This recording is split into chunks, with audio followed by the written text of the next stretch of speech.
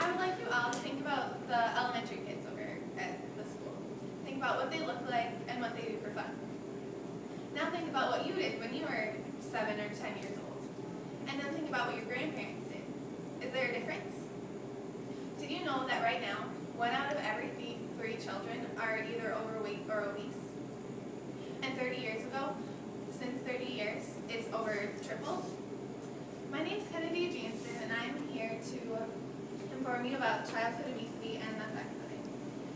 Childhood obesity is an epidemic in America, and it's growing. It isn't prevented by a miracle cure or great doctors, but more healthy choices and a good exercise program. Today I will inform you about the consequences of childhood obesity, the reasons because it, and how to prevent it. There's a lot of consequences that childhood obesity can have, especially health consequences. Children who are obese have a greater chance to have diabetes, heart disease, sleep apnea, even cancer, high blood pressure, cholesterol, arthritis, and many more. There's also mental effects. One of them is the low self-esteem. Children in our era already have a low self-esteem, so if you think about the children who are overweight or obese, they even have a lower self-esteem.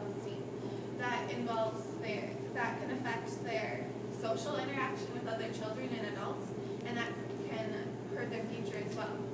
It can also make them depressed in the future, which would not benefit them in any way. There's lots of reasons for childhood obesity, and they all coincide with one another. One of them is family, and according to Palo Alto Medical Foundation, if you have one obese parent, you're 3 times more likely to become obese. And if you have 2 obese parents, you're 10 times more likely to become obese. So that is a big...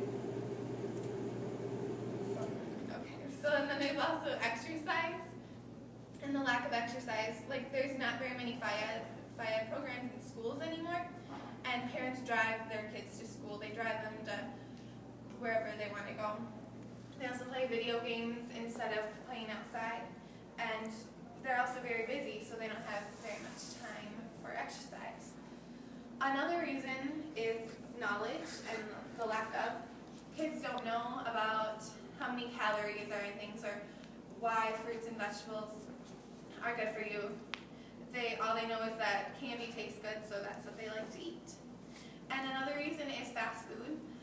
America's really busy right now, so they just go through the drive-thru and have a very unhealthy meal plan, and it's also really cheap, and the economy's suffering right now, so that's also a factor.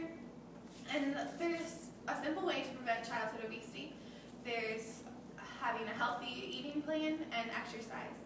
So schools could really help out. I know a lot of schools, because of Michelle Obama, have cut down on their intake of calories in the schools. And then exercise, there's FIAD in schools now, and there's sports that children can play as well. Hopefully you learned more about the risks of childhood obesity and how to prevent it. Thank you.